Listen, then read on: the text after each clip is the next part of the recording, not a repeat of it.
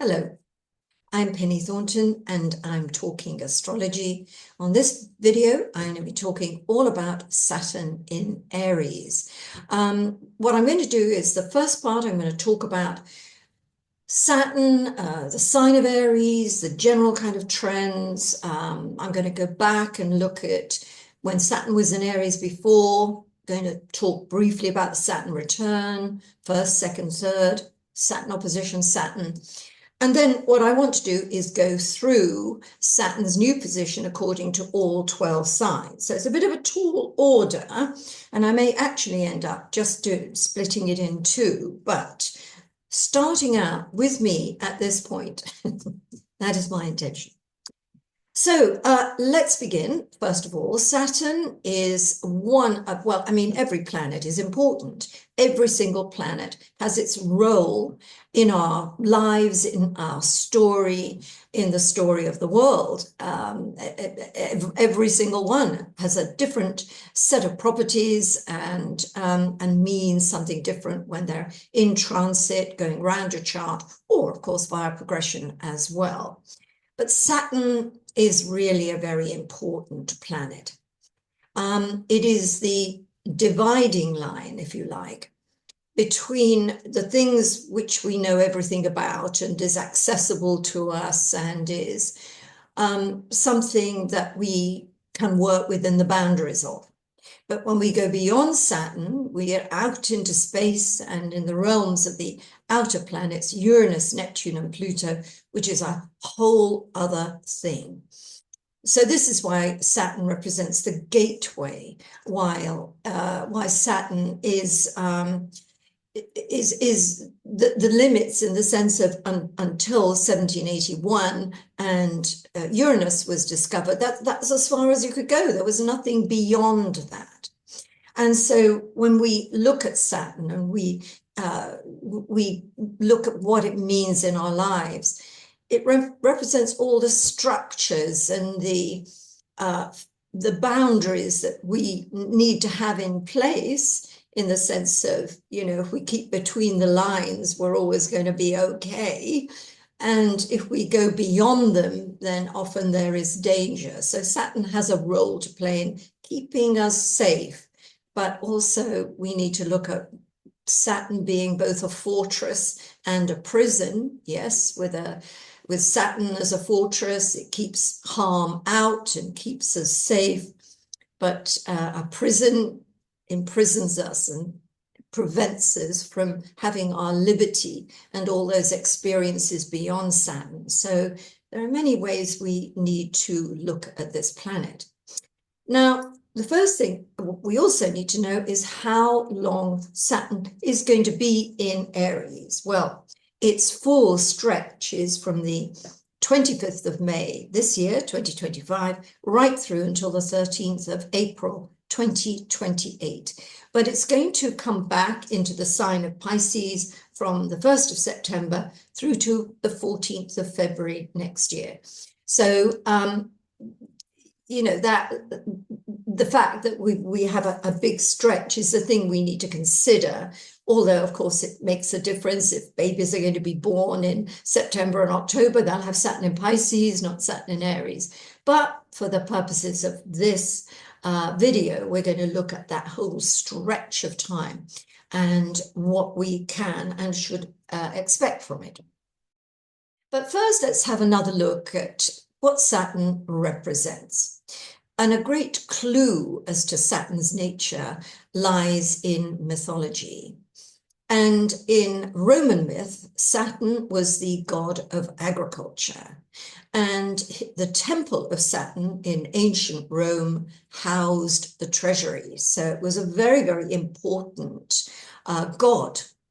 And there are aspects of the Saturn we love and hate to be found there, in that when we think about agriculture, we think about sowing seeds, of growth, of providing food, of providing income. We think of Saturn holding or housing the treasury. Then there's a very important role, things to do with government, things to do with the running of countries, and when we bring it down to ourselves, Saturn represents the structures that kind of keep us solid, keep us, safely between the lines, as I described it a little bit earlier. But Saturn is also Chronos, Greek Chronos. Now, when we look at Greek Chronos, Chronos, he was the god of time.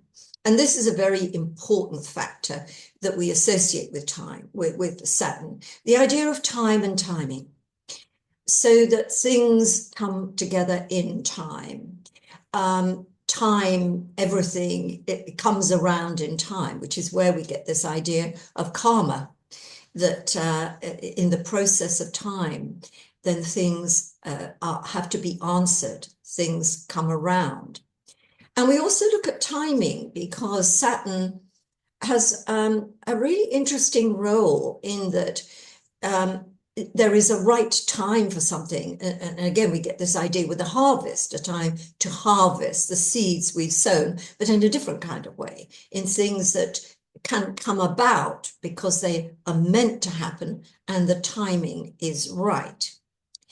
Now, another area of Saturn, back to Roman Saturn again, is when we think of Cronus. Now, Cronus was the son of Uranus, and he was the king of the Titans. He castrated his father, Saturn, castrated Uranus, and lived, well, actually, it was known as a golden time when Saturn was ruling. So we get these kind of cross interpretations, really. On the one hand, we get this idea of a golden age, of a harvest, of things being enriched by Saturn, things coming together in time. And then we get this other aspect of Saturn, which is really rather cruel and intent on keeping things down so that they don't have liberty, they're not freed. And somewhere along the line, in Rome, ancient Rome, Kronos and Kronos got kind of melded together. And what we get out of this is an image that has such a lot to do with astrological Saturn. And I think if you've ever read Liz Green's book on Saturn, and if you haven't, you need to, if you're interested in astrology, on the cover is this picture of Saturn really as the dweller on the threshold. And here we have Saturn with the scythe, with the lantern. And we get this idea really of the wisdom of Saturn, the planet of age and time, the keeper of the gate, all these very kind of wisdomy roles attached to him. And of course, as we move on from there, we get this idea of the Grim Reaper, the scythe, old Father Time with his scythe, and the Grim Reaper who comes along to scythe you away. And quite when these two got melded, we don't know. It's in the mists of time. But, when we conjure up images of Saturn, I think the idea of the dweller on the threshold, of the gatekeeper, is a much healthier way of looking at Saturn as an entity. It's not quite as constricting and as doom-laden and as discouraging as we often feel about Saturn. And indeed, we all fall into that trap of thinking about Saturn with a deep sigh. I mean, I do it myself. Oh no, Saturn. But if we really look at the big picture of this planet, there is so much that enriches our lives.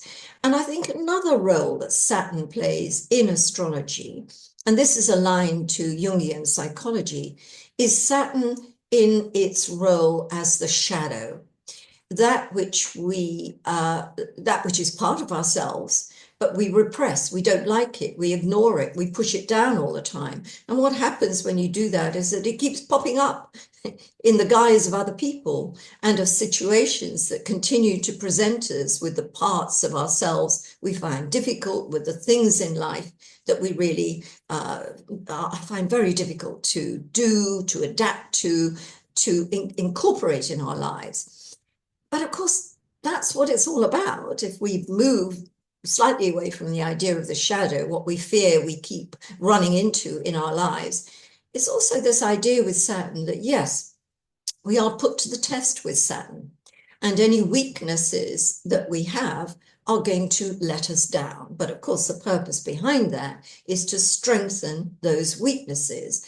And over the process of life, which we hope will be a long one, we get to come to terms with Saturn, and we turn our weaknesses into strengths. We grow through the lessons that we're learning. And then we meet Saturn as the dweller on the threshold, who gives us the key to the door.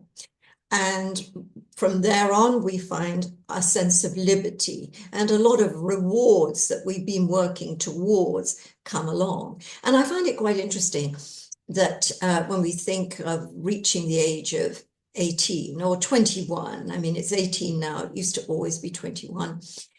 It was almost as though you were given the key, key to life. You were a grown-up now. You had everything in front of you. Whereas, of course, those of us who have gone way, way beyond 21 know that actually life was much easier before you got to 21. And Saturnian lessons are learnt year after year after year. But of course, there are also most available for us to learn at the important stages of the Saturn cycle throughout our life. So we think of the Saturn return, and we think of the Saturn opposition, and also the Saturn square. So I think this is worth noting, and I'm going to put that on the screen right now so you can see when Saturn was in Aries before, so that you will know when you've got your Saturn return coming up. But really, if you were born 1996 through 1998, then you will be experiencing your first Saturn return during the course of these next couple of years. If you were born in March 67 through to April 68, then you will be at your second Saturn return. And if you were born in January 1938 through to March of 1940, then you will be at the third Saturn return. And at each of these stages, there is a kind of coming of age, because you have completed one chapter of life. The fact that Saturn has gone completely around your chart, it started at one point, it has moved around, conjoining, opposing, squaring, trining, sextiling, absolutely everything in your chart means that it's done full circle, full time. And that idea of coming of age, of course, isn't 21. That's the Saturn square, actually. But at 29 years old, you get your first Saturn return. And that is really when you take on the role of adulthood. You may marry or start a family, start a very big and important job. And I think, very clearly, when we get to the end of our 20s and we're in the 3 O's, then it is a kind of point at which you feel, oh my goodness, I'm old, I'm no longer young. So it makes a certain sense. But then when we come to our second Saturn return, about 58 years old, then this is the second time Saturn has been round the chart, and you're about to begin your third chapter of life. And a lot of things that happen in that second Saturn return are to do with very practical Saturn matters. Have you got enough money in the form of a pension? Have you, done well as far as your physical and mental health is concerned? Because, chickens come home to roost around the second Saturn return. Does your hip need replacing? All those kind of very practical Saturn things, Saturn ruling the skeleton. And also, I think it's about, that you're not old per se, but you're certainly not young anymore. And marriages fall apart at this kind of age because people look at their partners and think, I can't face another 30 years of this. And you do find that happening at the second Saturn return. So, of course, a third Saturn return, which more and more people are experiencing now because we're all living longer, this is at the age of about 87. You've already had your Uranus return. That might have changed things up a bit in some aspect of your life. You may already be living a different kind of life. And I think in some ways that third Saturn return has the promise of being quite an enriching time. This is your last Saturn return. Is this the time? The keeper of the gatekeeper says, open sesame. Let's find that kind of freedom that we haven't had in life before. Let's experience things that have been blocked off to us, and we become more sensitive. We become more aware of so many things. We become wiser. The veil thins between reality and the divine world, if you like, and there is more opening to that other world. So it's a very interesting time, and each time Saturn comes round, you are beginning a new chapter with both the idea that accounts have to be settled, but also that there is a new life beyond that, which has many riches. Remember, Saturn, the temple of Saturn, housed the treasury. There are many treasures to be found along that journey. Now, there's also the Saturn opposition, which is very important. And those of you, 21st of July, 2010 to October the 5th, 2012, 21st of September, 1980 through November the 29th, 1982, and the 20th of November, 1950 to the 22nd of January, 1953. That might be wrong, but anyway, whatever I've got on the screen is right. Now, what you'll notice is that Saturn spends about 2.5 years actually in each sign. But just as I was explaining earlier on about Saturn going back into Pisces between September this year and February of next, that does happen, which is why, you know, for instance, if you have Saturn in Aries and you're born in 1950, Saturn in Libra, born in 1950, it's like a 3-year period instead of 2 or 2.5. That's just the movement of Saturn retrograde and direct. So the Saturn opposition, which is halfway through the cycle, is really a point of assessment. And if you are at your Saturn opposition Saturn and you're going to experience it in the next couple of years, it can be quite a discouraging time because some of the things you set in place 15 years beforehand, 7 years beforehand, really haven't worked out. And you get a bit of a rap over the knuckles if you haven't taken the right course.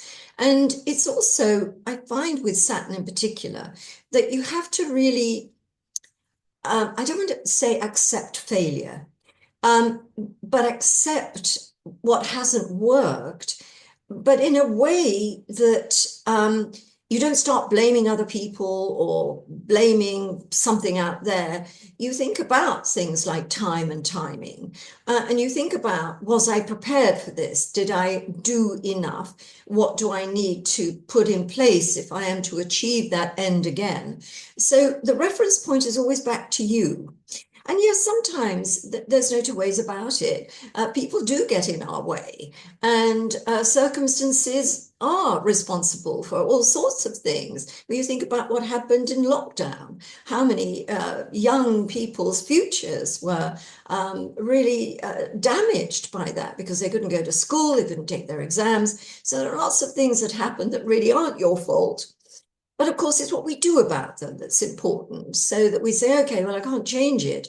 What can I do to, you know, work with it? Or do I need to get a whole different path? Whatever it is, it's like a kind of workmanlike attitude to the things that disappoint, break down, and prove discouraging. And that halfway point, Saturn opposition Saturn, is one of those times. And I think really this tends to come really when you're 15, and then it comes when you are about 43, 44, around about that time. And so these are rather key points in one's life when you really want everything to go well. and it doesn't. And it's that strength of character, it's that attending to the things that represent our shadow that are going to make all the difference. So those things, you know, definitely should be borne in mind at this time, in reference to the idea of Saturn in Aries. When we think about Saturn's principles, the constructive side of Saturn, the restrictive side of Saturn, remember the fortress versus the prison. We think about crystallization, my absolute favorite word with Saturn, because a snowflake is made up of a crystalline structure. Think how fragile that is, but it's the thing that creates a snowflake. And everything in existence has a structure in order to exist. And that's why we need Saturn. And Saturn is the planet of reality. And Saturn is somewhere in all our charts, and the house that it's in, the connections it's making to the other planets, especially the personal planets, tells us a lot about the things we're going to come up against in life, and the things that are always going to tax us in some way, but are ultimately our passport to all sorts of good things in life once we master our weaknesses and our failings. But Saturn in a fire sign is interesting. I mean, Saturn works very well in earth signs, and you understand that, don't you? It's about structure, it's about reality, and the earth signs are, in essence, a real, very realistic, earthy, kind of earthy element. Whereas when you think of Saturn in a fire sign, what do we associate with fire? We associate creativity, we associate spontaneity, warmth, heat, all those, you know, things that are, in essence, Leo, Aries, and Sagittarius. And you put Saturn in there. Well, what happens when you put a blanket on a fire? What happens when you pour stones on a fire? What happens, you know, when you pour water on a fire? It goes out. And so Saturn has the effect, when it's in a fire sign, of kind of driving out that spontaneity, of cooling that warmth and containing emotions. But then we think about another way of looking at that idea of Saturnian structure and limitation with fire, and we think about a constant heat. What about that central heating? Something that can go on and on. And there can be, with fire, sometimes fire burns itself out very quickly. Fire signs are noted for being able to start off very well, enthusiasm, all of it great, but then they're not the marathon runners of the zodiac necessarily. They run out of steam, they run out of enthusiasm. So you put Saturn in that sign, in a fire sign, and what you get is sustained energy, sustained ambition, sustained enthusiasm. So there are many good aspects to Saturn in a fire sign. And when you look at your chart and you've got Saturn in a fire sign, and let's focus really on Aries, because this is about Saturn in Aries, you may think, oh goodness, what does that mean? Well, it's very general. Remember, Saturn will have been in Aries for 2.5 years. You're part of a whole little clutch of people who've got it there.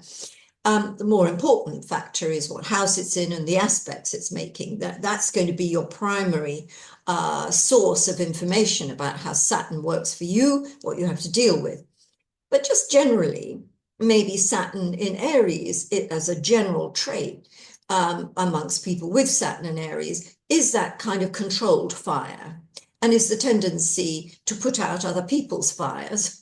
Maybe that's a good thing, you know, putting out fires is a good job in some circumstances. But I think often the critical part of Saturn, and Saturn can be a great critic, is the kind of tendency to pour that kind of doubt and be very scathing about things to do with you know, creativity, hopes, emotions. You know, Saturn brings down the temperature. So maybe you do that to yourself. If you're born with Saturn and Aries, do you stop yourself from being spontaneous? Do you spot yourself from that fire shining out of you?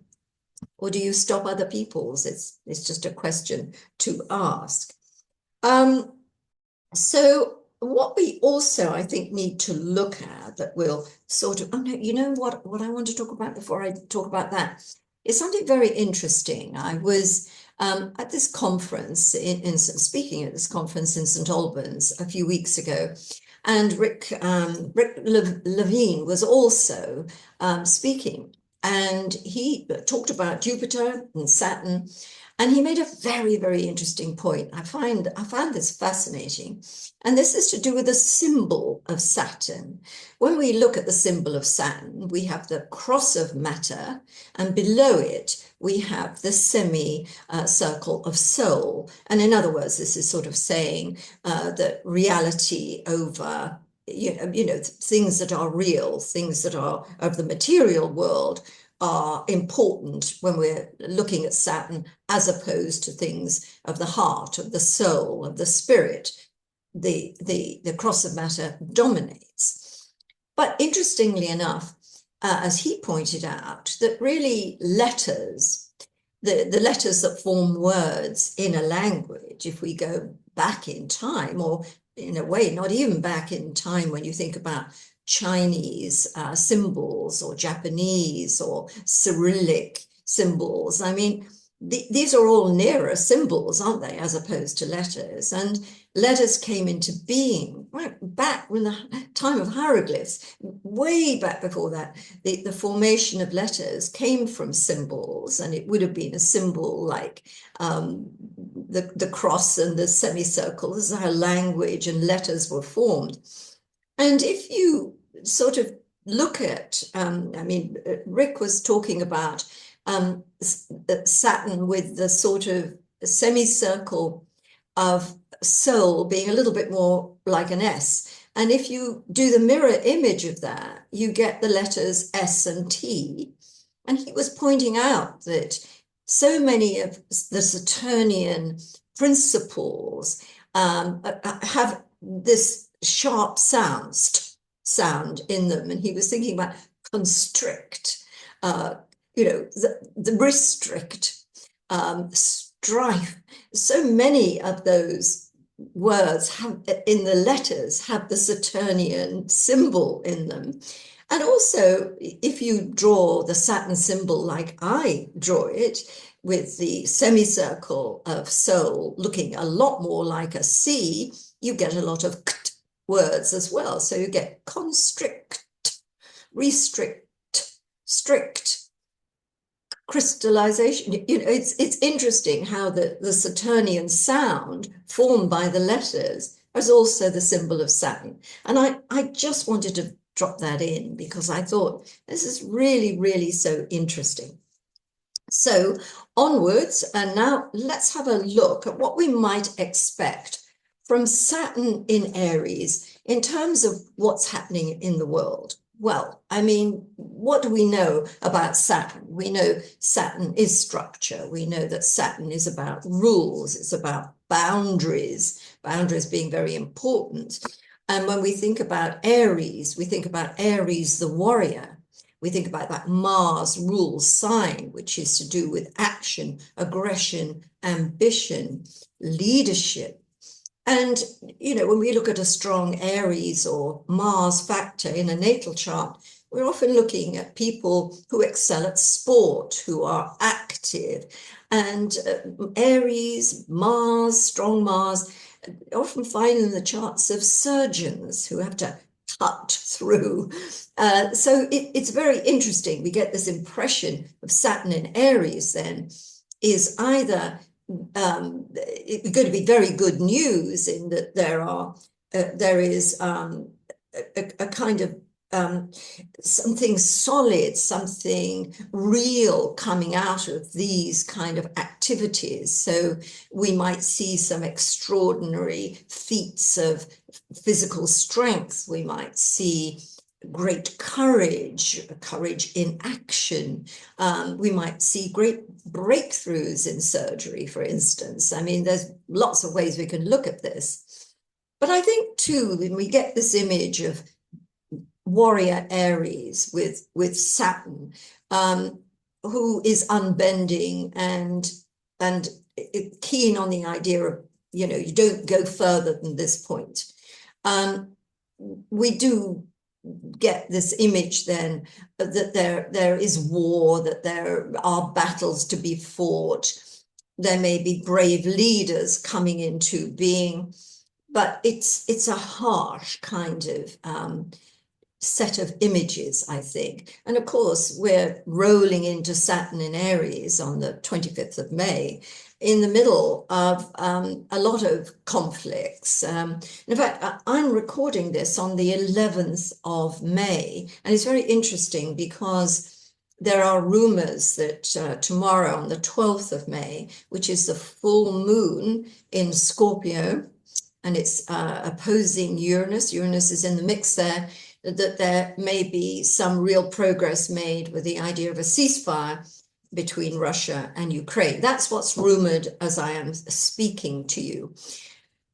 I have to wait and see whether that transpires, but, you know, this idea of territory, you know, the invasion of another country's territory, when you think about owning territory and all of that, that's very Saturn in Aries. And so maybe territory gets divided up with Saturn in Aries. And of course, we've got conflicts with Israel, we've got conflicts in Sudan, we've got conflicts in Yemen, I mean, all over the world, and India and Pakistan, you know, so at any point, any of these small wars, if you can call them that, could morph into much greater ones. And in fact, Saturn was in Aries in 1938, 39, 40. So it was in Aries at the time of World War II. Now, technically, it had moved back into Pisces on September is it the 9th of September? I'm trying to remember, or the 5th of September, World War broke out, 3rd of September, 1939. Saturn was in Pisces at that point, but it had been in Aries prior to that. And of course, it returned into Aries in the early years of World War II. And very interestingly, of course, Saturn in Aries coincided, well, Hitler had come to power before that, but it was the time of Hitler, but it was also that period, the rise of Franco in Spain and also Mussolini in Italy. So we got some very powerful leaders, and the stage is already set for this, as we are today. We only have to look around the world and see all these leaders who are very territorial, and that's an expression really of Saturn in Aries. And I know I don't want to wander off the point here and say to you, we can be a little bit elastic with Saturn in Aries, and maybe we're already getting a feel of it going back a little bit. But because of the retrograde and direct motion of any planet, there is a sense that the hard lines between one sign and another really get a bit blurred when you're looking at an entire period of a Saturn in Aries period. So if I go back to where do I want to go back to? I'm going to actually make sure that I get this right. I'm not going to say something that isn't true. Well, yes, I've done 1938 to 1940, and we're looking at that idea of leaders, fierce, powerful leaders coming to rise, the rise of dictators, actually.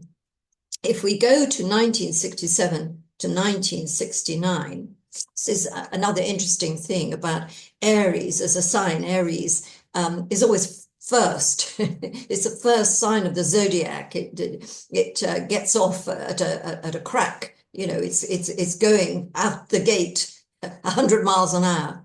And you know, I mentioned sport already, and we're looking at speed. What's interesting, if we look at 1967 to 1969, Apollo 8 was the first manned mission to orbit the moon. And of course, the following year, actually, when I think Saturn was not in Aries, but that's another story. But eventually, you know, man walked on the moon in 1969, but 1967, Apollo 8 was 1968 was the first manned mission.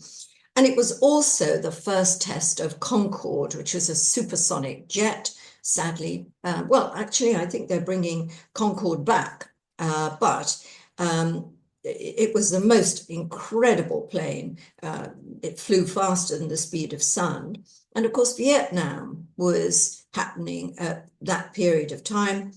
We also have assassinations, and I think that's really interesting. And it sort of makes a certain sense, doesn't it? We could say Mars in Aries, Mars and Saturn combinations in Aries. And of course, Mars will conjoin Saturn in Aries, oppose it and square during that 2.5-year cycle. And so assassinations, I think, are a really, really big theme of Saturn in Aries. And we have Martin Luther King assassinated. Robert Kennedy was assassinated in that period, you know, which is interesting. We come to 1996 to 1998. It's a very interesting period. There were a lot of divorces, important divorces, not least the divorce between Princess Diana and Prince Charles at the time. And closely on their heels came the divorce of Sarah and Andrew, Prince Andrew and the Duchess of York. And of course, in 1997, Saturn in Aries, Diana was killed in a car crash. Some might say she was assassinated. I'm not going to necessarily subscribe to that idea, but it's certainly an opinion held by many. And also NASA's Pathfinder space probe landed on Mars. So they have a sense of great achievements, a lot of firsts that we can look forward to in terms of Saturn's passage through Aries. But we're also looking at conflicts, the escalation of conflicts, the rise of very aggressive leaders, brave leaders perhaps, but also dictators, those in that kind of authoritarian mold. That's very much a principle of Saturn in Aries. So before I go on to look at Saturn in Aries sign by sign, I want to have a look at, you know, what the general pattern is as Saturn comes into Aries. And so we can take a look at this chart that I have now on the screen. And we can see clearly here, and this is a really interesting point, where we look at Saturn, which is in the 11 o'clock position. You can see it there, the cross of matter with the little semicircle of soul on it. It's up close and personal to Neptune. And this is going to make a difference to the Saturnian effect, the Saturn effect. But of course, this is only going to be in play until, you know, about May, June of next year, 2026, because Saturn then will move forward and become further and further away from Neptune. But it is a factor, and I'm going to be doing a separate video on the Saturn-Neptune conjunction because it is so important. There are pluses to this combination as well as negatives, and interestingly enough, in the Saturn-Neptune conjunction is coincident with the end of regimes, and almost bang on the button, you know, Pope Francis died, and we have a new Pope. And that's, you know, on the Saturn-Neptune conjunction, we had that really brought firmly home to us. And there will be other ends of regimes, ends of dynasties, all sorts of that kind of thing during the time of the Saturn-Neptune conjunction, which is from now as I speak, and also right through until the middle of next year, 2026. But you'll see I've drawn a little configuration here, and that is the connecting or the aspects between Pluto, Saturn, Neptune, and Uranus. We've got a sort of mini grand trine. We've got Uranus trining Pluto intersected by Saturn and Neptune in Aries. So that in and of itself is an interesting set of connections. I've talked about this before, Uranus, Neptune, and Pluto being the planets of the nuclear age, and all of them having plutonium, uranium, neptunium, all figure in nuclear weapons, the part of the nuclear age. We got these three planets together, and so you want to think of them resonating with each other rather than thinking, oh, this is all harmony, this is all happy campers here. No, they're just resonating with each other. So they're bringing forward all the time the threat of nuclear war. It's been threatened ever since they were in this configuration. Excuse me. First of all, by Putin, and now we've got India and Pakistan, who came very close to, well, that was the fear in any tensions between those two countries. So it's a constant reminder. And what we also need to look at with this little trio here is the potential for earthquakes or sea quakes, which again do destabilize, volcanoes and things like this. So, even though you might think they're happy campers there, that they're fairly destructive when they get into a tripartite relationship like this. They're still destructive, transformative, let's put it that way. So what makes this interesting is that if you can see about halfway around, there's a little upside down omega sign, which is the south node. But if you drew a line with the nodes here, you would then create another configuration, because Uranus would be trine the south node, and also the south node would be trining Pluto. And so what we get is a kite configuration. And a kite, very interestingly, we think about what a kite means. What is a kite? A kite flies, it needs air, but it flies, it soars, it gains its power, its effect, it has uplift. So we think of a kite configuration as something taking off, as something being given flight, which is interesting when we looked at Concorde and all these spacecraft and things like that. It's sort of in there, as an image. But as we come through to August of this year, we're going to have a full moon that intersects this particular configuration. And also we have a Mars opposition Saturn-Neptune, and it's going to produce a very complex configuration, which I will be talking about a little nearer the time. And it's very easy to say, oh, we have such geometry here that it must mean all sorts of things, portals for greater consciousness to come in, all these kind of things, which is being said, but not necessarily with any real authority. We don't know it's that. It may support that idea, but it's almost certainly this powerful configuration as it forms and reforms over the course of the next 18 months or so. It's going to be there at some very significant junctions of history. And I think maybe we can just leave it at that.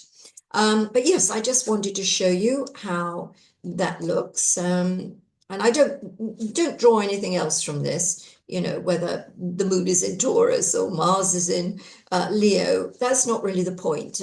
The main point that I had in showing you this was to look at the mini grand trine and the potential for kites that is going to be forming during the course of this year and next year, which is powerful. So I think without further ado, I'm going to get on looking at this sign by sign, giving you an idea of what Saturn in Aries in broad kind of terms is going to mean for you. And it's also going to be important in terms of the house. That's really what my focus is going to be. What house, what area of the chart is Saturn going to be in? Because that's the area of life that you're going to experience all those Saturn properties, whether it is Saturn in the sense of crystallizing things, building them, giving you structure, giving you kind of growth in a way that is lasting growth. We need to look at that. But also, of course, Saturn will expose weaknesses, will not cause you to stumble. That makes it seem as if Saturn's making you do something. But we want to really think about what Saturn is presiding over. So Saturn is presiding over stumbles and disappointments and things that are difficult to handle. But they will be, different from sign to sign. So let me start with Aries. And of course, for you, Aries, one other thing I would like to say before I embark into Aries, that when I talk about, the sun sign, that's my primary focus here. If you're a sun Aries, then I'm going to be looking at it from the perspective of Saturn in your first house.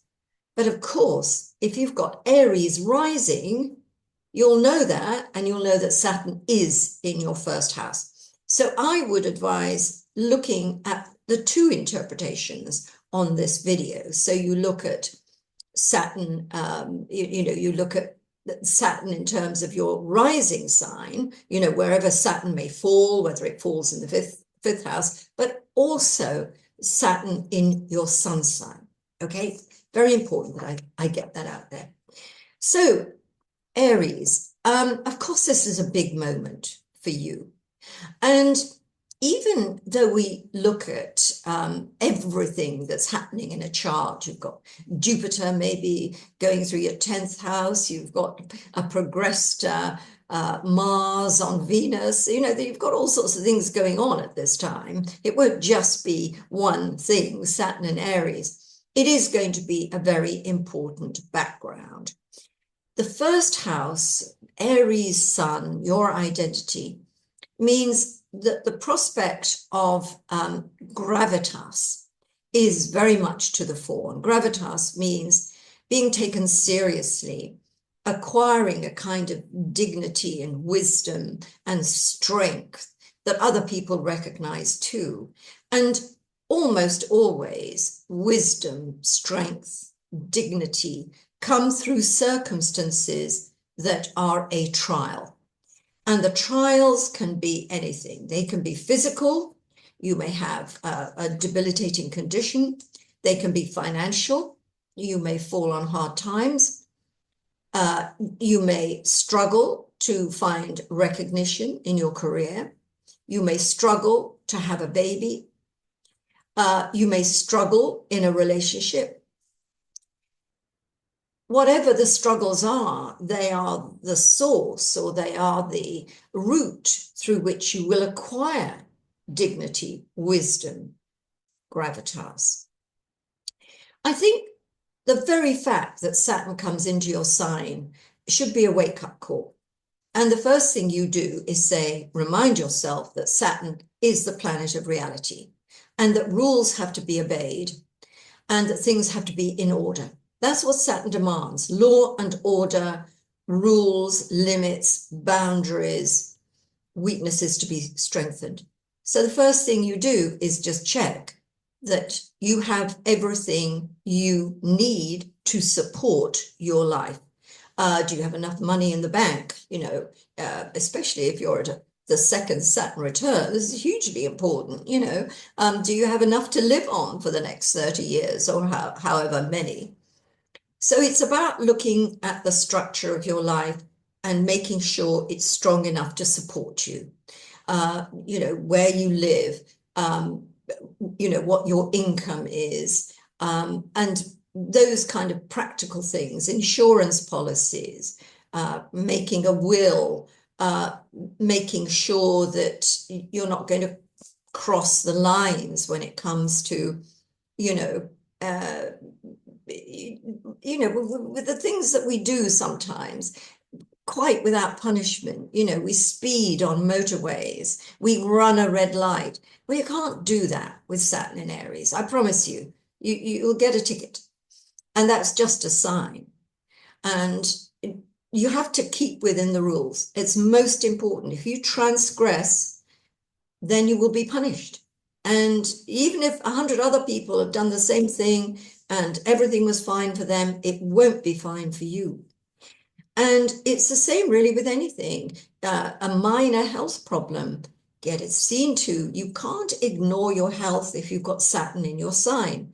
Have a checkup, have a wellness check just to make sure everything's okay.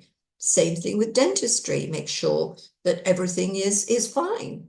Don't not go to the dentist if you've got a toothache, because for sure you'll be in trouble. And I think knowing your limits doesn't mean not having ambition. It doesn't mean not pushing yourself. We can still do all of those things, but it means not overextending yourself, not straying into other people's territory, not treading on other people's toes, not flouting the rules. Of course, the idea of Saturn and karma, you know, karma comes back. So you have to take account of things you may have done in the past. And that means at the very least being very honest and real with yourself. You don't necessarily have to go on bended knee to somebody you may have offended or hurt.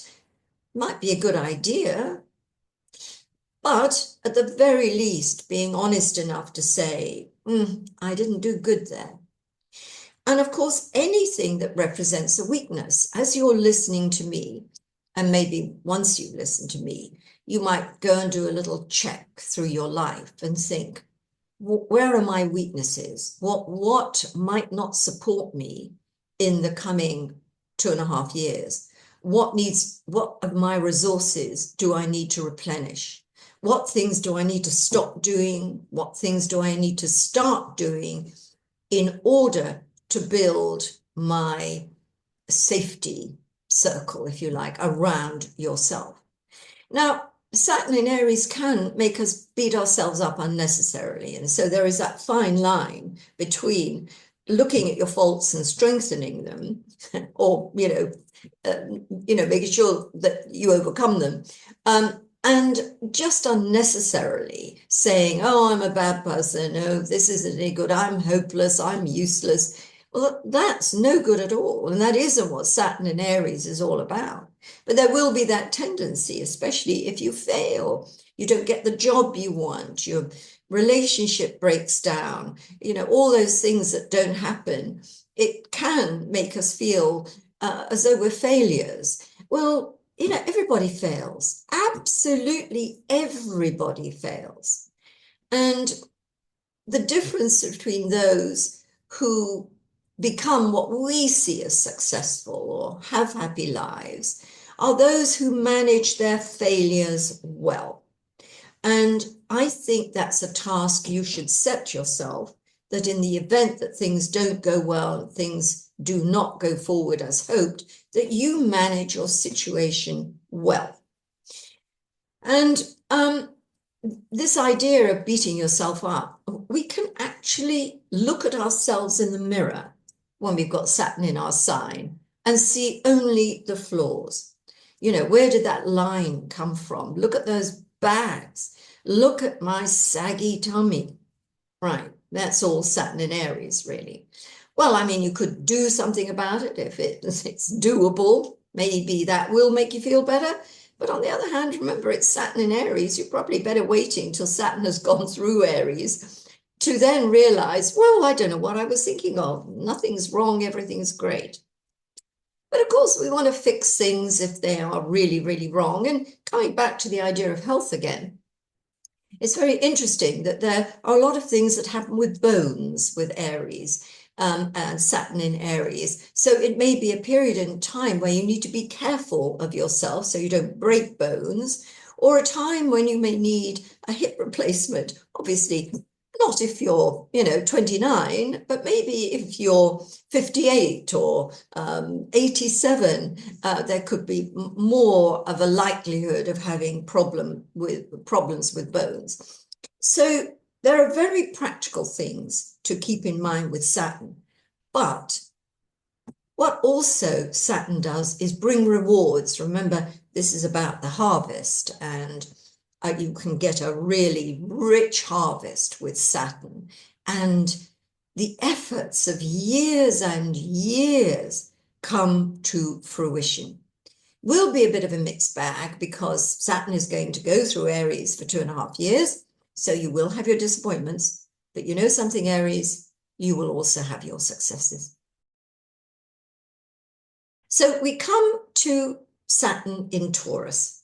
And for you, Aries is your preceding sign. And so it's the sign before it comes into your sign, which it will do in 2028. And if we look at that in the sense of houses, Saturn is moving through or entering your 12th house. Now, the 12th house is such an important area because it's where a lot of preparation is done. And it's really good to know about astrology and to know that when Saturn is in your preceding sign, when Saturn is moving through your 12th house, this is a time of preparation. This is your time to develop your skills. Let's say you have been thinking, you know what, I want to, get a qualification. I want to be able to do this, that, and the other. Then the time Saturn is going through the 12th house, you work on it. You take that course. You do that study. You put in the work so that when Saturn enters Taurus, you already have the foundation upon which to build your structure, to build your success. Now, one of the characteristics of Saturn moving through the 12th house is periodically you might be overcome with doubts and anxieties, and they seem to come from nowhere. It's not as though you can necessarily see, why am I feeling anxious? What is it exactly that's causing this? You may not be able to establish what it is. It's just a vague sense of unease, of dis-ease. There is something wrong, and I don't know what it is. I mean, certainly it's always good to try to figure out where that sense is coming from. And of course, this is where dreams come in very handy. In the 12th house is the area where we dream a lot and where we should think about our dreams, where we should write down our dreams, because as our dreams are insights into our inner mind, if you like, or the things that are unconscious mind, they will reveal the things that are concerning us. But it's also where we get a glimpse of the future. And sometimes we get a glimpse of something that could be in such a good way. We need to work towards that. Or sometimes we get a glimpse of something that, if it isn't dealt with, can be very bad for us. So rely on your dreams, write down your dreams, think about them, meditate, yoga.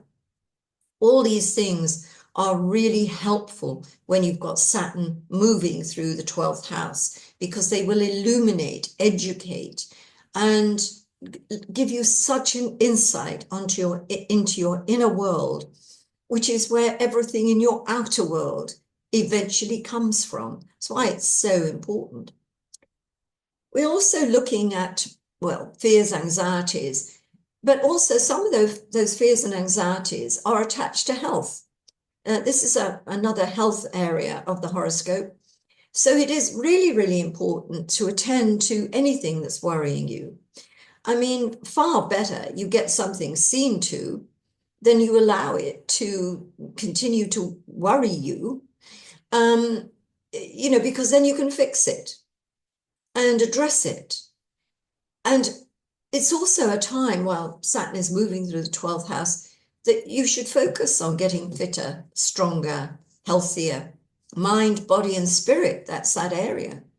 So everything you can do to become the best person that you can be means that when Saturn comes into Taurus, you are going to be flying. You won't be having to clear up things that you should have dealt with before, tidying up, doing things.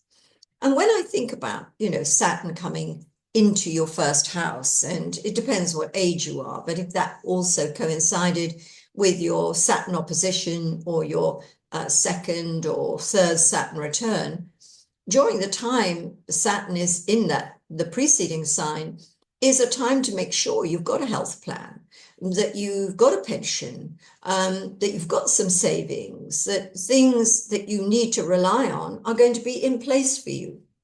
So really, Saturn through the 12th house is preparation with a capital P. I think there's also a possibility with Saturn moving through this area of really finding your purpose in life.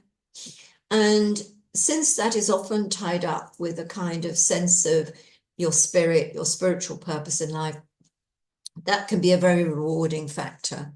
And finding a good belief structure, finding something that supports your sense of soul and spirit along with your material world, this can be achieved with Saturn in the 12th house.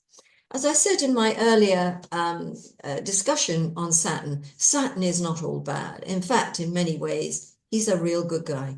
He puts us through our paces, but for a purpose, because we become the best people we can be.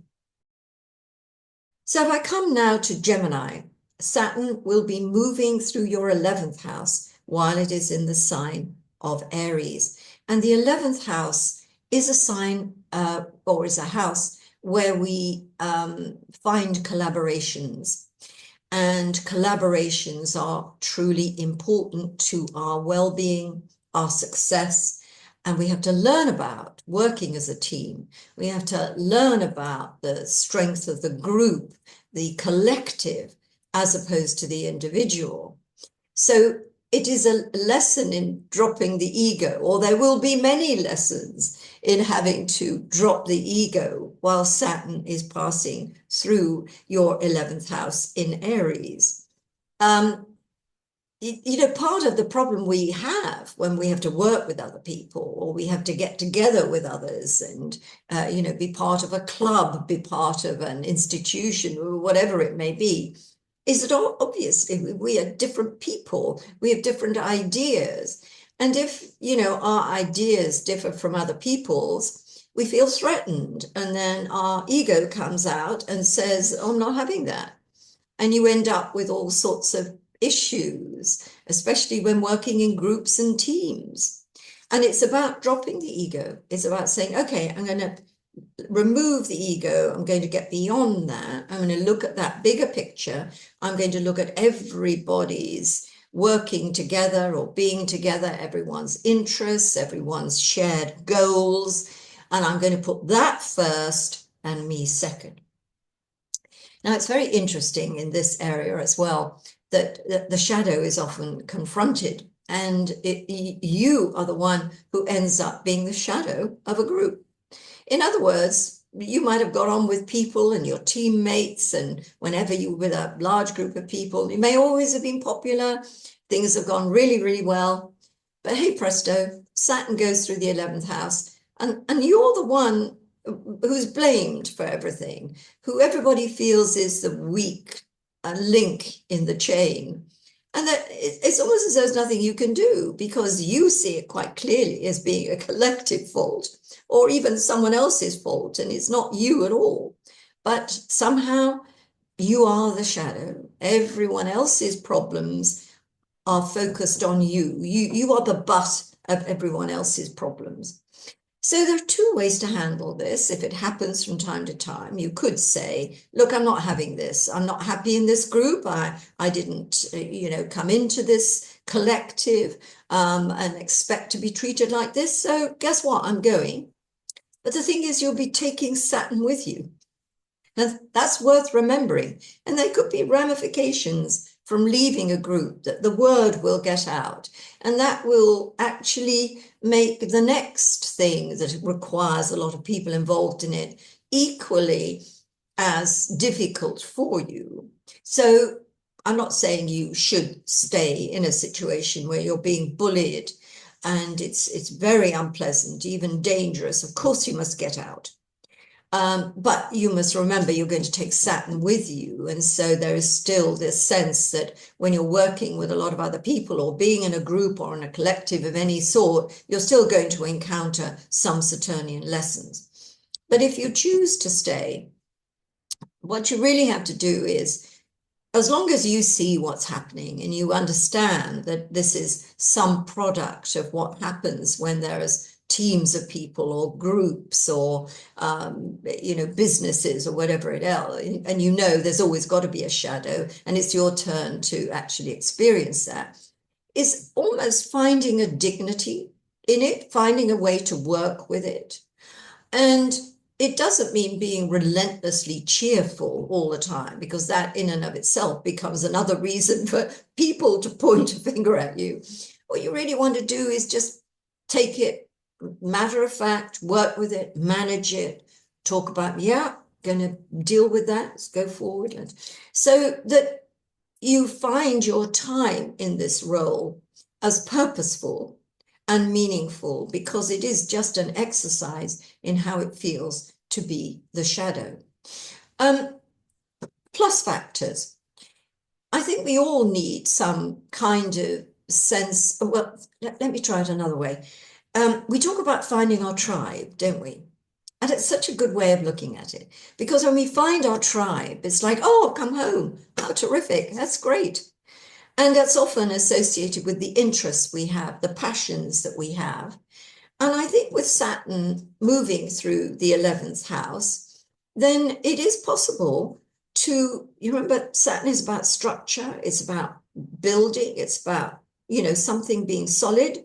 It's the sense that you find your tribe, and within that tribe, you can build a future. And there's also things like businesses and enterprises that are creative and collaborative. Yes, they might be difficult. You might encounter Saturnian difficulties, but so too is the possibility of really making something tangible and long-lasting and something that will be a feather in your cap. I mean, the Saturn experience is vast. All those things are possible, but at least when you hit any one of them, you'll hear my voice and you'll remember, oh, that's what that is. Okay, I have the key to this. So let's move on to Cancer. Cancer, Saturn is moving through your 10th solar house. So it is in its home territory. Saturn rules the 10th house. The 10th house is about being out in the world. It's about worldly things, the material world, tangible things. It has a lot to do with your career, your place on the world stage, if you like. It also has a lot to do with where we've come from. I always say that when we look at the chart, we think of the ascending sign as who we are, and the midheaven as who we want to be, and the icy as where we've come from. So yes, there is a sense of, there's often a parental theme that goes through the 2.5 years that Saturn is in the 10th house. Whether there are difficulties with parents, and this happens, parent-child relationships are complicated, especially between adults, and that there may be misunderstandings and a feeling that you're not supported, either as a child, as a grown-up child, you're not being supported by your parents, in psychological ways, doesn't have to be financially supported. On the other hand, if you're the parent and you've got things going through your 10th house and your parents are no longer with you, it may be that your parental role becomes a burden and that you are criticized, and it isn't easy for you to handle the role of a parent. And since, it depends on ages as well, but if you're in your 50s, let's say, and you've got Saturn coming through your 10th house, Saturn in Aries, it is a time when elderly members of the family are much more likely to encounter health problems. And sometimes that means you have to, physically support the elder members of the family, whether that means, structuring them, finding homes for them, whether it means being carers for them. And it can be a burden. Your parents can be a burden on you when Saturn is in the 10th house.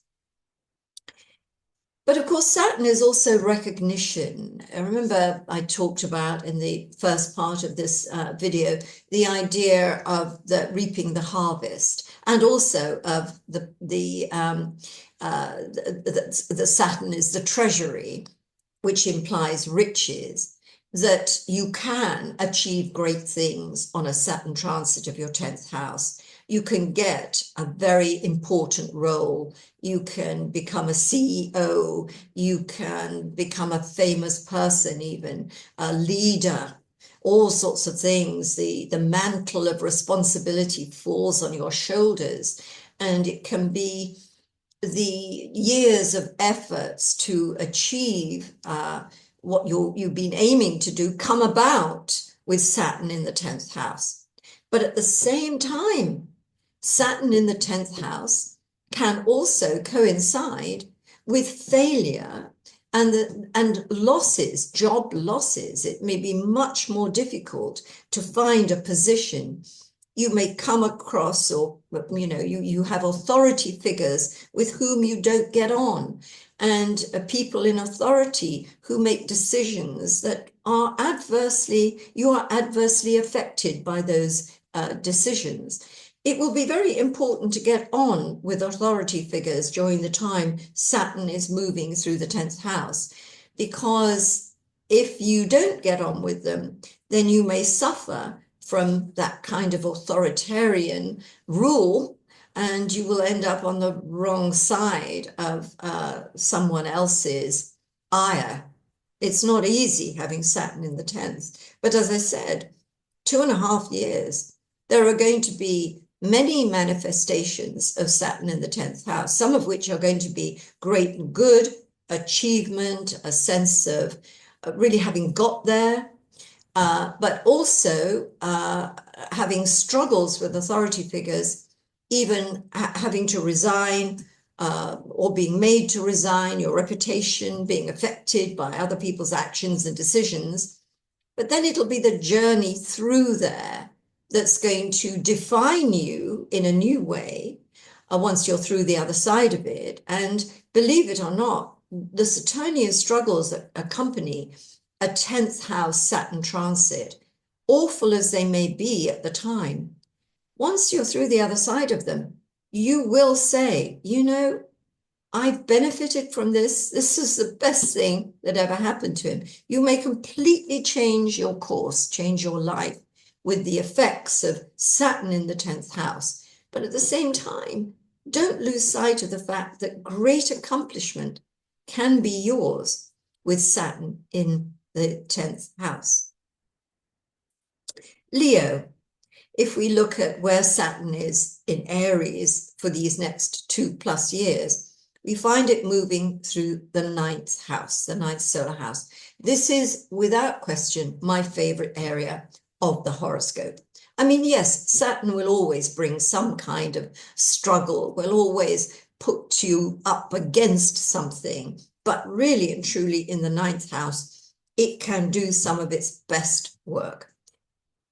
The 9th house is about far horizons, and we think about far horizons in terms of distant places, the world, miles, thousands of miles away, which is why we often travel and experience different cultures and different histories with a planet moving through the 9th house.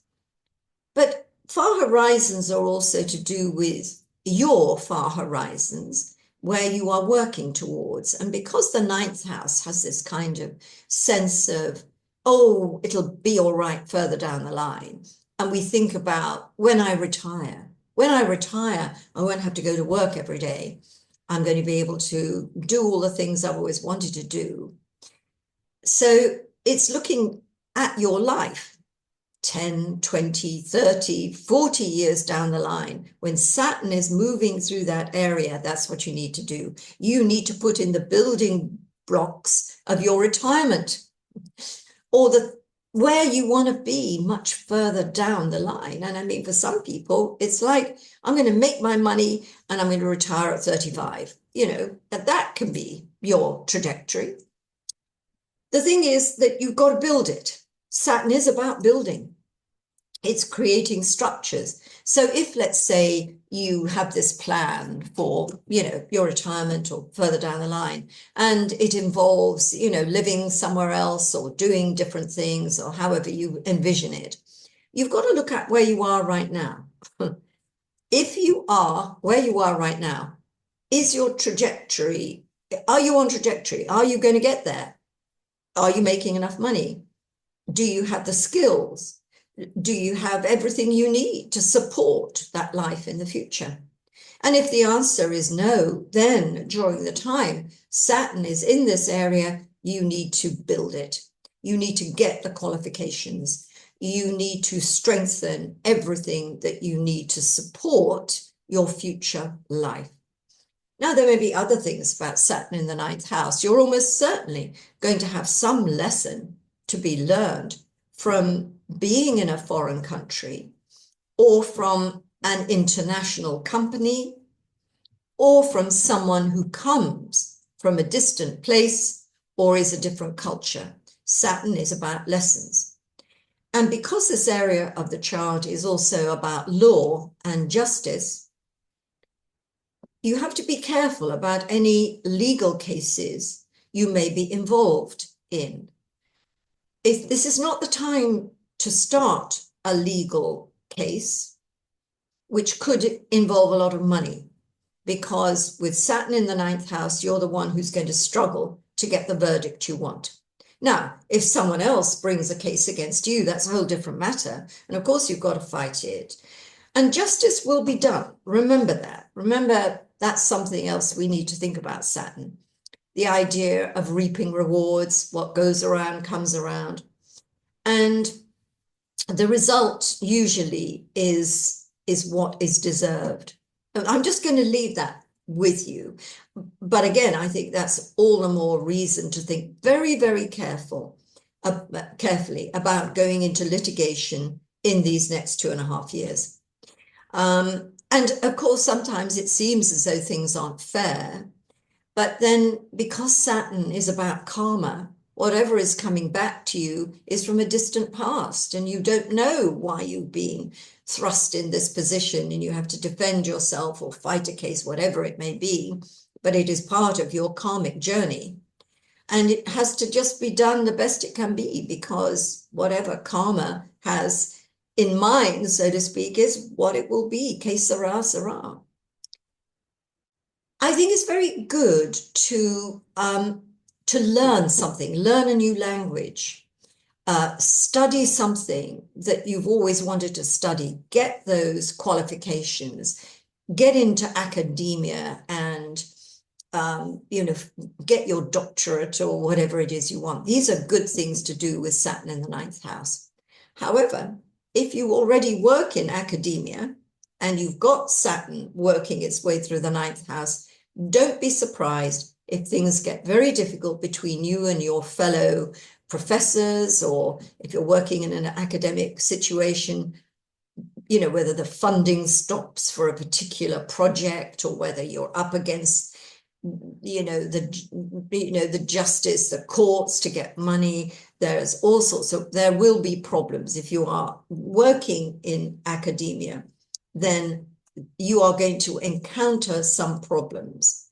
And I think it would be good to even consider, being very much aware that people have agendas that you don't have. And it isn't enough for you to be pure and good and true and honest Other people aren't that way. So you don't want to be the person who gets manipulated in an academic situation. You need to be on your toes the entire 2.5 years to make sure that you aren't moved out of your position or treated in such a way that it's damaging to your reputation. But of course, not everyone's in academia. You're listening to me right now and thinking, what's she on about? You know, but it is a thing. And it's something I've noticed in my experience as an astrologer in the field. It's what happens. But as I said when I began, Saturn in the 9th house, such a good transit, you know, making your dreams become real. That's a Saturn in the 9th in a nutshell. All right, so let's move on to Virgo. Well, for the past 2.5 years, Virgo, you've had Saturn moving through your 7th house. That's a really, really difficult place for Saturn, I have to say. And if you haven't had your share of difficulties with other people, then you're a very blessed Virgo. Most Virgos have, butted heads with people, found themselves in power struggles, have had relationship breakdowns, all sorts of things, disappointments in love. That's been the Virgo journey. Now, as it moves into the 8th house, we're in an area where we're not entirely removed from relationships, but it has a different kind of aspect to it. This is, in many ways, one of the financial houses of the horoscope. So with Saturn moving through the 8th house, it's about the financial relationships you have with other people.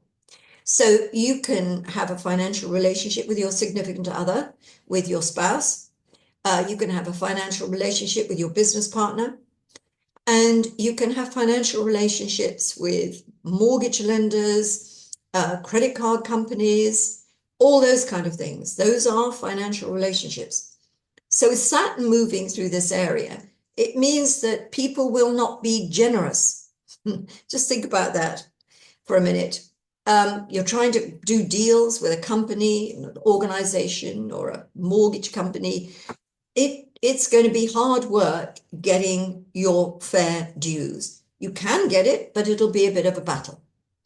And I think the important thing is to sort of expect people to be hard on you, because that means you'll go prepared into meetings and you won't expect a handout. You're not going to get a handout with Saturn in the 8th house. Interestingly enough, of course, this is a house of receivership, where you receive things, where you could go into receivership. We'll come on to that in a minute. But it's also where you get money from other people in terms of inheritances and settlements. So this may come about. However, it's Saturn. So even if you are left a great legacy, or somehow you get a lot of money from, maybe you won it, or maybe it's a settlement for something, there will be a cost to that. In other words, if it's an inheritance, other people will fight you for it. There'll be problems. If it's a settlement, it will be blood, sweat, and tears to get that money out of that company or the organization, even if you're successful at the end. And I think when we think really of getting a huge sum of money, which can happen with Saturn going through your 8th house, how jealous does that make other people? So instead of this being a happy time, people turn on you and accuse you of changing, or they feel you owe them. So all sorts of cracks in friendships and relationships appear through money. This is a pattern during the next 2.5 years. Keep your eyes open for it. It may not necessarily happen, but it will be important to be aware of it in order to take steps for that not to happen. And if it does happen, you'll know what it is. This is also an area of intimacy. When we think about relationships and we think about marriage, or romantic relationships, live-in relationships, in the main, this sex is part of the package, is part of the agreement. You expect sex, you have sex. But when Saturn is in the 8th house, all sorts of issues come up about sex.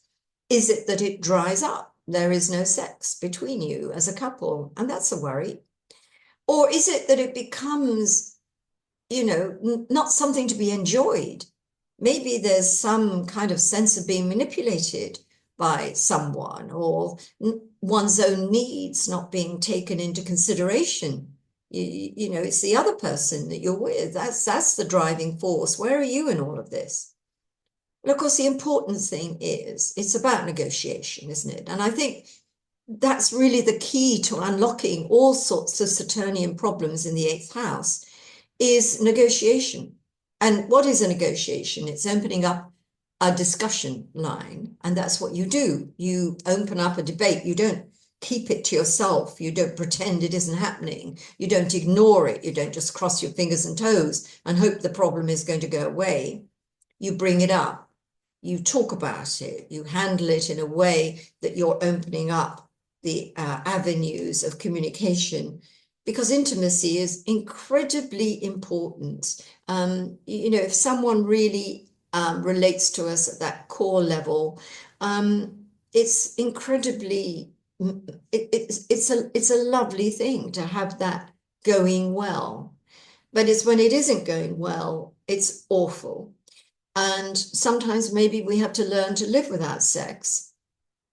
Maybe our partner isn't well, or maybe our partner has gone away.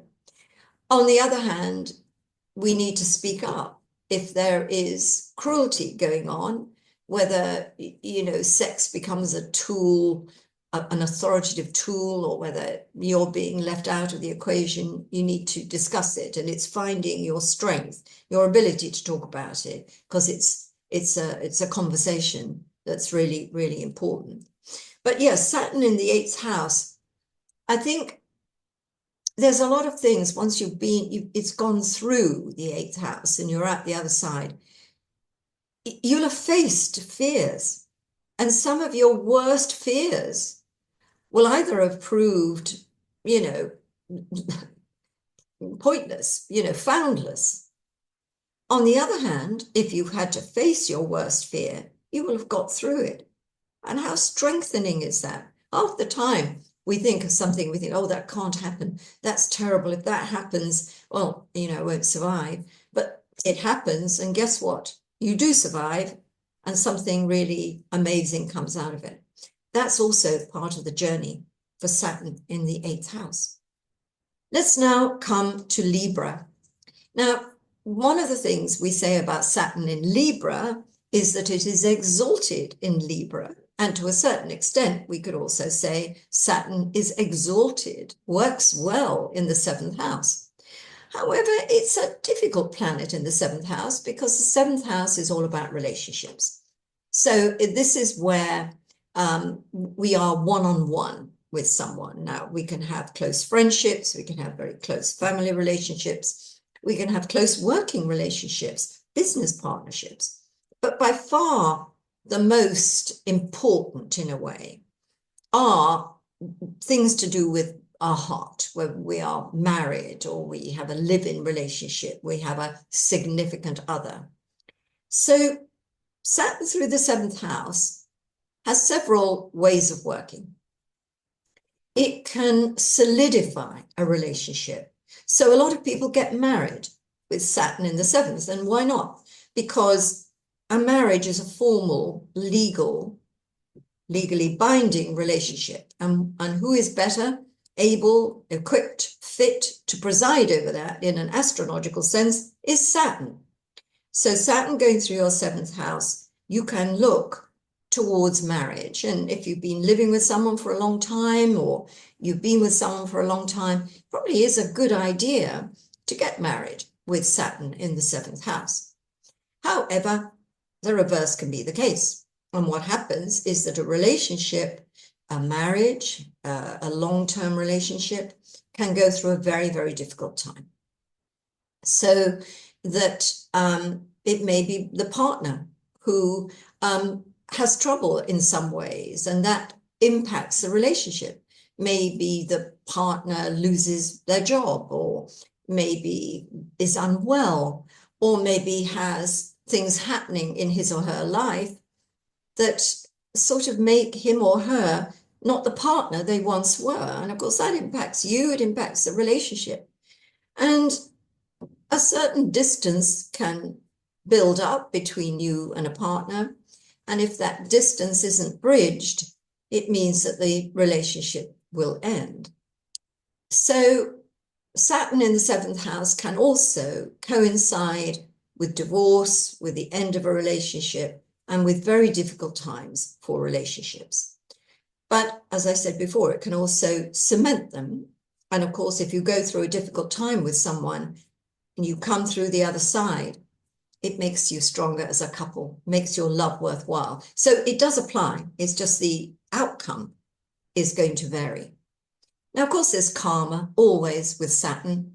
So are you going to meet your Waterloo, someone you are destined to meet and not necessarily have the best experience with? How often have we had that sense of meeting someone and thinking, oh, I know this person, or why do I feel that I know that person? And it is because you've had some kind of past experience with them. And we can look at that when we think about genes and genetic memory going back, through time. And we can also look at it in the sense of past lives, whatever floats your boat. But it is this idea that person you sense immediately, I know that person, I know that. Now, sometimes that can be a good thing because the meeting and the getting together with that person is a very enriching process. Remember Saturn in ancient Rome, the treasury, the riches. This is what Saturn also brings. And of course, Saturn is a horny old goat, as you know, but other representations of this planet, this archetype. So we can meet someone with whom we have a very intense sexual relationship. Will it go on to mature into something long-lasting? It may or it may not. But the interaction between you is part of your karmic journey, that is for sure. Now, again, some people experience with Saturn in the seventh an absolute dearth of relationships. There's nobody around. In fact, I think when Saturn went through my seventh house, I was saying to someone, I don't even see anyone attractive. And I would be sort of looking around as I was on the street or wherever I was. Is there anyone attractive out there? No, there was no one who floated my boat. And that can be a common outcome of Saturn in the seventh house. If you're not meeting your Waterloo and getting married, then it's like there's no one around and relationships are a struggle. But of course, it's always teaching you something. It's either teaching you patience and trust, and that the timing isn't right. You have to be patient. Your time will come, but it's not while Saturn is in the seventh house. And of course, we work with companies, we work in business relationships with other people, and Saturn is hard. It doesn't flow. It isn't easy. There's responsibility. There's a sense of duty. There's a sense sometimes of locked horns when you've got people and relationships with Saturn in the seventh house. But remember, there's a dignity there with Saturn in the seventh house. And once it's been through the seventh house and it's moving on through the rest of the zodiac, what's happened to you during that time? You will say, I didn't enjoy it at the time, but it was the best thing. And that is almost always what I hear from people who've been through that journey, gone through the ups and downs of it, but ultimately it was the best thing. So now we come to Scorpio. Now, Scorpio, for you, Saturn is moving through the sixth house. This very misunderstood area of the horoscope. I mean, when I teach or when I come across people who ask me about the sixth house, and they know it's an area of work and health, and you think, well, how are those two things connected? Well, they're connected by the fact of it's about systems, it's about structure, it's about the everyday. I mean, going to work is part of what we do every day. And if we have a job and what we do, that keeps the wheels of our life going. It keeps the engine going. In many ways, the sixth house is the engine of the horoscope. We have to just keep it going. And we have a health system, don't we? You know, and if we're not strong enough, if we've, you know, we're vulnerable to this and that, then our health breaks down. And we've also got dental health to remember as well. So we might be fit as a fiddle everywhere else, but suddenly we've got teeth problems.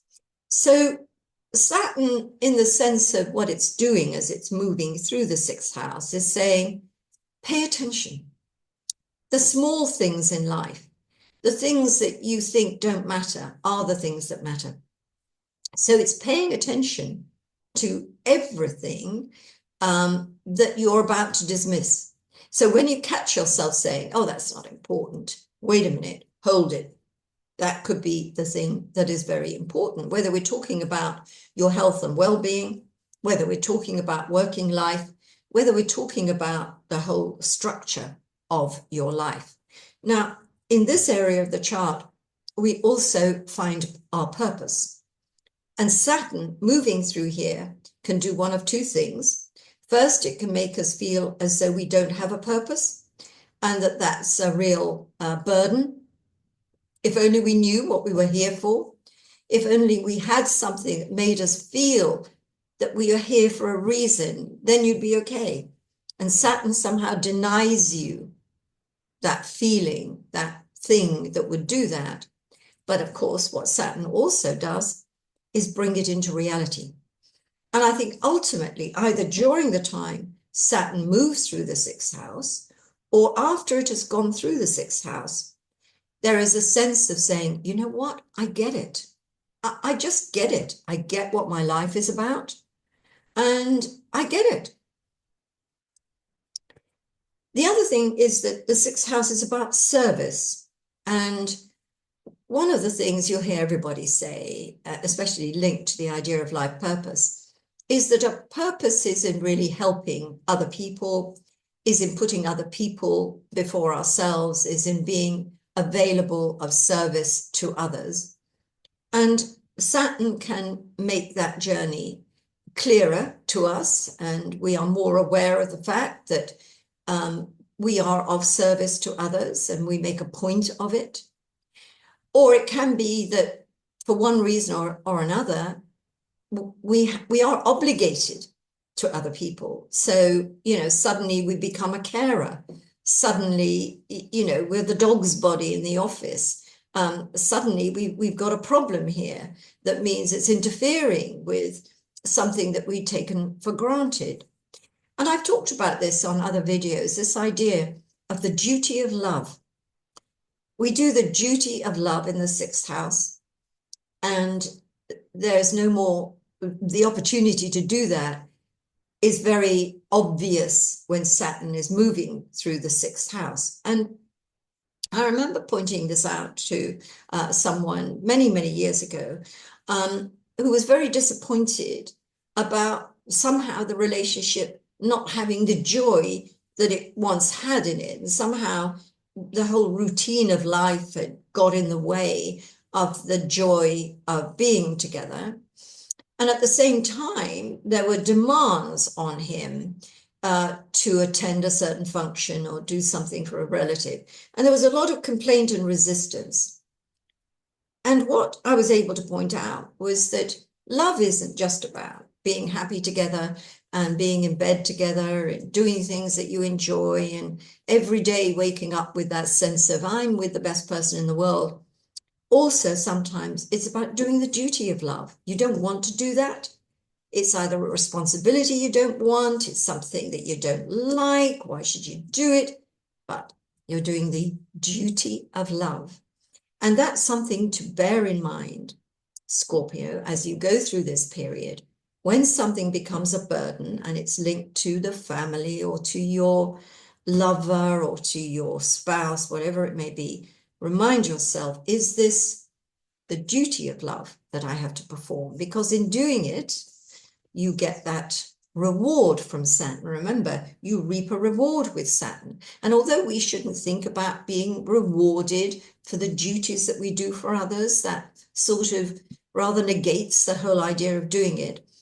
But if a duty is willingly accepted, a situation is willingly accepted, then that does become a beautiful thing, and the rewards come in the wake of that. And also, before I leave you and this house, sometimes work itself becomes onerous. You don't enjoy it. You don't enjoy the workplace you're in. You don't get on with your workmates. Nothing about it is good. Now, you're probably going to take that with you, even if you change jobs or leave that workplace. But you know something? There's a lot to be said for just recognizing this is the way it is. And if I can get through it and do my best and, you know, do the work of Saturn, then I'm going to reap a reward at the end of it. Okay, it's just one way of looking at it. So Sagittarius, another fire sign. And if you listen to the first part of this video, I will have talked about how Saturn in fire can put out your fire and make you no longer feel, you know, joyous and energetic and explorative and innovative. It can squash all that. But on the other hand, it can provide sustained energy. It will give you tenacity. And maybe all of these things are going to come in extremely useful during the time Saturn is moving through the fifth house. Now, this is the creative center of the horoscope. So we look at Saturn in the way that it brings structure and can be constructive. And we also look at the way that it can bring disappointment and failure. So we think about the things you want to build. Maybe you're an artist, or you're in business and you've got great creative ideas. You're trying to build a business, trying to be successful in your career, and you're getting rejected all the time. You know, it's not happening. There's not enough money, that nobody seems to appreciate you. Whenever you present something, it just lands with a dull thud. Well, that's part of honing your art, part of getting your act together. And it is also part of not taking things personally. The thing that you have to remember with Saturn going through the fifth house is it's not personal. It may seem personal, and the fifth house is the center of the self. But really, if you can be objective and say it's not personal, you'll get so far.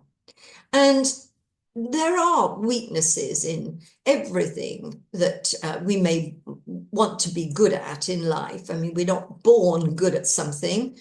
We may have a natural talent for it, but we don't necessarily have all the skills. And when Saturn is in the fifth house, we become acutely aware of what we need in order to make our passions and our gifts and our desires, make them realizable. We have some work to put in. Now, the fifth house being creativity is also pro-creativity. And it is quite interesting that people don't always conceive as quickly or as easily as they thought they would when they got Saturn going through the fifth house. And it can also mean that pregnancies bring complications. They don't necessarily mean there won't be a wonderful, live and joyous birth at the end of it, but there are just problems and difficulties along the way. Now, you could say, well, if, you know, why am I trying to get pregnant when Saturn is in my fifth house? But you know what? You can't really choose the time for a baby, because a baby chooses its own time. So you might as well go with Saturn through the fifth house as well as any other. But your mindset should be, this may be a little more difficult to achieve than I thought it would be. And in the same way that this is the house of children, you know, one's children can be a source of concern, either because you're not getting on very well with them, or they're having struggles and you're behind them trying to help them. You know, Saturn is somehow teaching you the work of creativity and procreativity. And we don't like being taught things, really, do we? We just want them to be easy and effortless and joyful. But obviously, as you go through the work of whatever it is you have to do to get your creative endeavors off the ground, they're going to be worthwhile. They're going to be worth more than they would have been without the struggle, without the effort, without the acquisition of knowledge and experience that you've had as Saturn has gone through the fifth house. This is also an area to do with love affairs. And, well, we might look at Saturn in the fifth and say, well, this is an opportune time to turn a casual love affair into something more permanent. I mean, Saturn is about lasting values, lasting things. It puts the bricks and mortar on something. So in some cases, and for some Sagittarians, this is the time to move in together, to make a commitment to each other, to have a baby together, to purchase a home together, or to get a home together, to do something together, build a business together. Whatever it is, you're turning something that was romantic into something that is now much more of a body of work. That's a good way of putting it. On the other hand, it can be difficult to find love with Saturn in the fifth house, moving through the fifth house. It may seem as though there's nobody out there for you, or that when you start to date someone, you don't get beyond, the first date, second date if you're lucky. Or it seems as though the people that you're attracting aren't really joyous souls. They are Saturnine in appearance, in character. Oh, you may even pick up rather a lot of Capricorns or people with Saturn rising. And I think the thing to remember with Saturn in this area of the chart, that everything is a contrast in life, everything is a polarity, and that we experience light in reference to the dark. We experience joy in reference to sadness.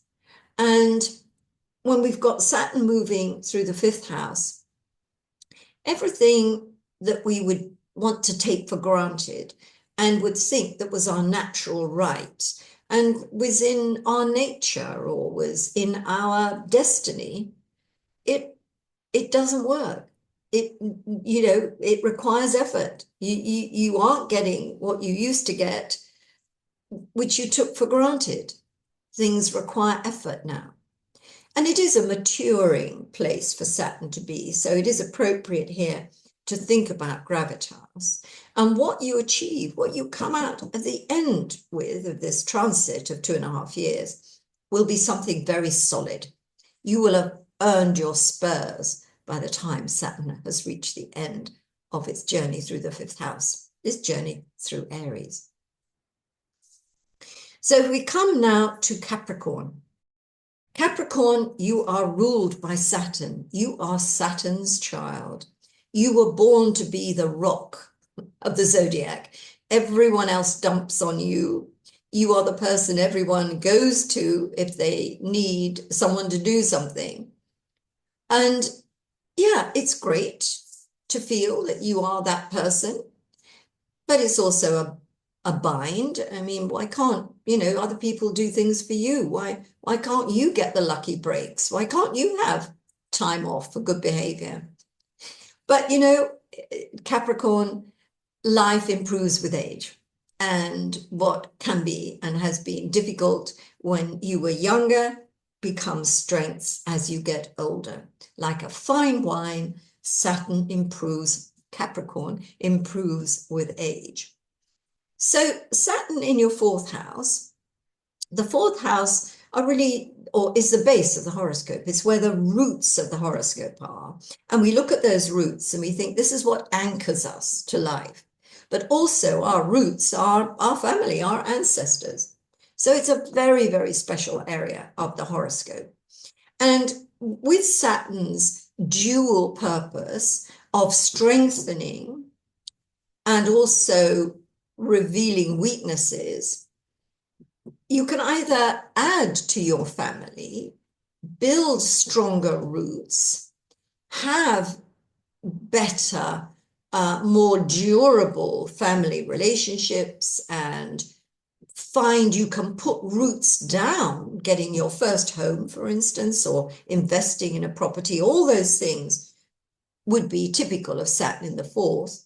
You're also going to get Saturn's other face, which is difficulties in all those things, so that there are family problems, estrangement with family members. There are difficulties with the home itself. Maybe there's some structural problems. You've got damp. You've got, windows need replacing. You've got some real structural things affecting your home. Or it may be that you've got mortgage difficulties. Maybe it's difficult to get a mortgage, or maybe your mortgage is becoming more of a burden, or maybe the rent is getting higher. So that there are all sorts of Saturnian issues related to the home itself. Saturn is essentially a practical problem here. So if you've got a mortgage problem, it's not an emotional problem. You've got to have financial answers. So a lot of the things that affect your fourth house situation are very practical. And in some cases, that's easier to handle than the emotional ones, like estranged family members, a sense of sadness about the family. And I mean, sometimes we have elderly parents, and with Saturn in the fourth, we have to end up taking them into our home, or we have to give up our home to be with a parent or someone within the family. And these are burdens, responsibility, which we simply have to bear. But on the upside, what we sort of get out of this is a sense that we can support things that are, worthy and difficult. So even though we might think Saturn going through the 10th is much more likely to coincide with getting a very important job and the mantle of responsibility falling on your shoulders, so you take on a really big role in life, that can happen with Saturn in the fourth as well. And it's almost as though it's your birthright. And so this is very interesting when it comes to inheritance too, isn't it? Inheriting your birthright. Imagine you would see this in a very clear example would be, let's say, of the monarchy, that you would lose your parent, but you would inherit your birthright and become queen or king. And you can loosely play around with this theme and think that there's something in this about finding your birthright. And we can extend that out into the sense that you may know you were always meant to be this person, always meant to be this thing, always meant to do this thing, have this thing. And with Saturn coming through the fourth house, this is what is constellated. This is what's crystallized. This is what becomes the structure. So there are many good things about this. And I mean, even just the mere fact of putting down roots is a very good thing. But there is still that aura with Saturn of that coldness, of that sense of things not being easy. And even when we think about accepting the mantle of responsibility, that is not an easy thing, is it? It comes with, great awareness of, the responsibility you have. But the fourth house is also our inner sanctum, our kind of inner place. And sometimes old patterns, childhood patterns, start to impinge, resurface, show themselves. And so it is a very good time, really, to go into therapy if you start having post-traumatic stress, we might say, or other things. It's good to have that processed. And it's also an interesting thing when we think about our inner sanctum. We want to feel that is a place of safety. And if it feels like we're all over the place and we don't have the support, the stability, the structure, even if that's an inner sense of structure, we need to find it. And that is something that we can achieve with Saturn in this area of the chart. Aquarius. Aquarius, for you, Saturn will be moving through the third house of your solar chart, Or if you've got Aries rising, Saturn will be moving through your third house. And this is rather a good place for Saturn because it is about outlook, your outlook. And we look at outlook in many ways. We can think about the view outside our window, our view of the world. But of course, it's a metaphor, isn't it? It's what we view our world, our small world, our bigger world. So Saturn gets involved in the third house, and it's about looking at the structures that we think make our world work or how we view the world, and sort of seeing them as something that either strengthens and allows progress in our lives, or whether they're limiting us. Remember, Saturn is about limits.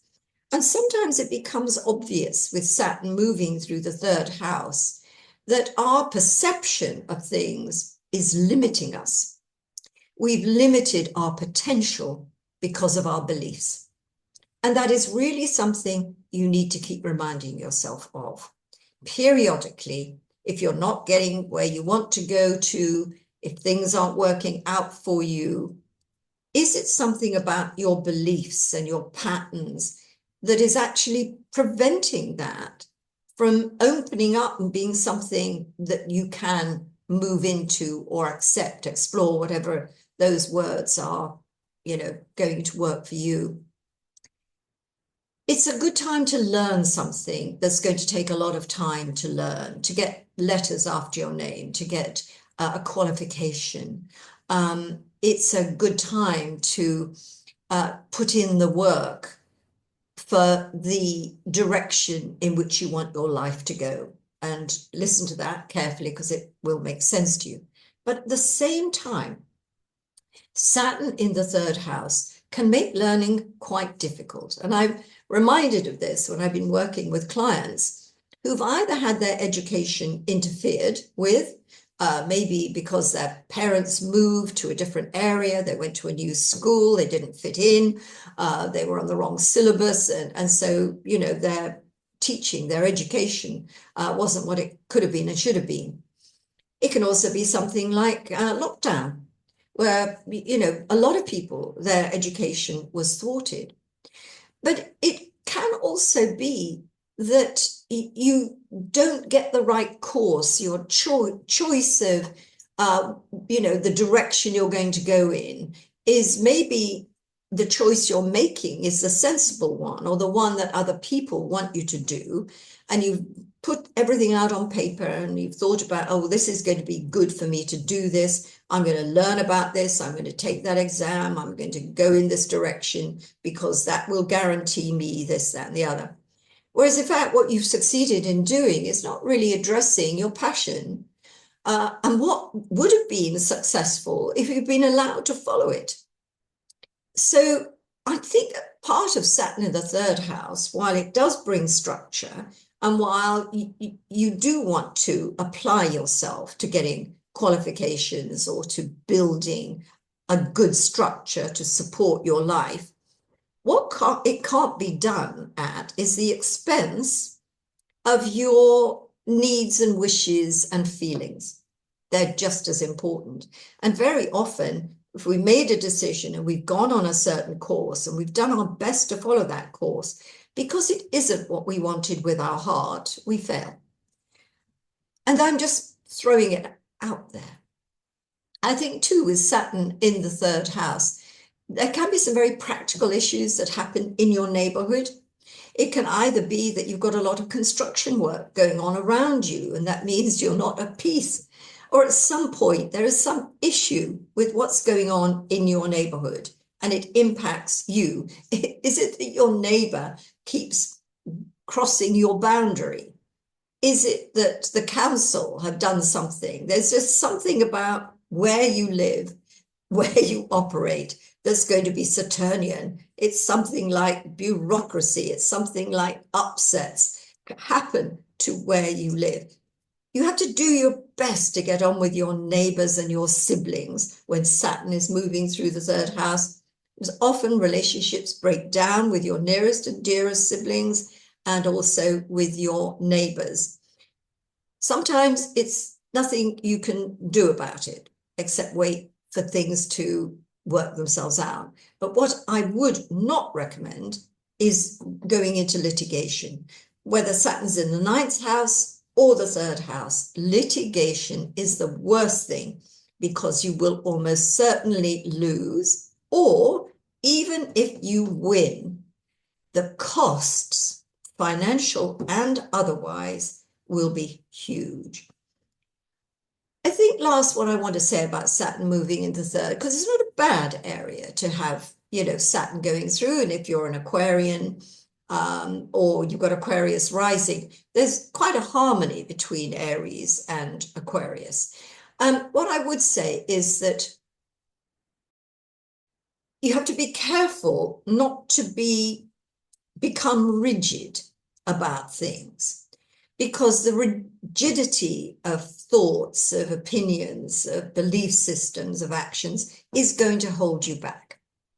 And I think if you just periodically remind yourself of that, it will make that passage of Saturn through the third house much more rewarding, in the sense of the things that you'll learn, what you'll get behind you, and the support structures you'll build, whether with your neighbors and your siblings, and just generally in life. This is where we find our voice, the third house, where we go out to exchange ideas. And the idea here is that Saturn can bring structure and lasting value to it. But along the way, you're going to encounter some of these issues that I've just outlined. Okay, last but not least, Pisces. Pisces, for you, Saturn is moving through the second house. And this is the house of self-worth. And it's self-worth on every level. It's about money, how much you're worth, what have you got in the bank? What are your assets, physically, materially speaking? But it's also about your own value and how you feel about yourself and how other people treat you. So with Saturn moving through the second house, there can be a shortfall, whether there is a shortfall in money and income, whether your possessions and assets lose their value and your investments lose their value, or whether you seem to have lost your value in other people's eyes. Maybe the job you do, they want to pay you less for. Maybe when you've given an offering, it is rejected or it's depreciated. It's like, oh. And of course, that impacts our sense of self. If people aren't running around telling us how wonderful we are, but criticizing us and not valuing us, our sense of self-esteem really shrinks. That's easy and natural. It's human, only human. So if you encounter during the time Saturn is moving through the second house, if you do feel just that people aren't valuing you, and they are devaluing you and criticizing you and underpaying you and all of those kind of things, you want to really come back into yourself and think, your value is who you are, and who you are is worthy of being valued by other people. We know that. Maybe right now, silver is out of fashion and it's only gold, but that doesn't devalue silver really and truly. It's silver is silver is silver, gold is gold is gold. So just because you're a silver person and silver isn't the fashion doesn't mean it's lost its value. And we can use that as a metaphor for things that you value in yourself, and you think of yourself as a kind person or as someone who is loyal and true and hardworking, and for some reason those gifts are no longer valued. It can make you feel, what's the point? And it can make you feel very discouraged. But if you know this is just the way it seems, this is a veneer on top of something that isn't like that at all, you can go on sustaining your own value, knowing it at core level. It isn't just like affirming your value and saying as soon as you get up every morning, I'm full of value. That's not going to work at all. You have to really sense all the things that you have that are of value, really feel them, and then feel at your core the value of those things at your core, and that will sustain you. And does it really matter what other people think of us? Well, we sometimes have to, deal with a loss of recognition. It is part of one's trials. I've dealt with it as horrible. When people devalue you, you just have to work through it. You just have to keep working, really, or keep doing, whatever is appropriate. And you come out the other side of that eventually. What you don't want it to do is to eat away with you. And the same with shortages in terms of money. And a lot of people, are finding the cost of living very high because of everything that's going on in the world. But the thing to do is either to prevent that, so that this is going to be a season of famine, so to speak. So you need to immediately start budgeting and cutting back and doing without and getting precautions for this, that, and the other. And then you'll ride through your Saturn in the second house. It won't be a lot of fun, but it won't be a disaster either. Whereas if you can see the way the world is going and you're looking at your outgoings, you're looking at your income comings, and you're saying, this isn't going to work, but things might change. That is absolutely the way to the worst case scenario. You need to start at the very beginning with Saturn in your second house and say, I got to cut back, I got to budget, I got to have insurance policies and cushions and all of those things. Don't borrow on the promise of tomorrow. It's the worst thing you can do. And in many ways, it's the worst thing you can do just generally, the idea that, oh, it'll be better tomorrow. Oh, this will clear up tomorrow. No, it won't. Saturn is teaching you the weaknesses in your financial planning.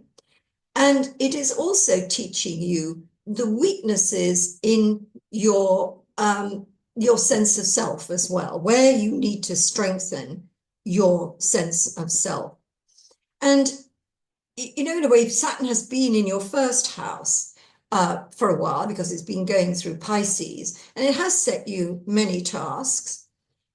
But hopefully, during the time Saturn has been in your first house, you have built edifices that support you. That was the journey with Saturn in the first house.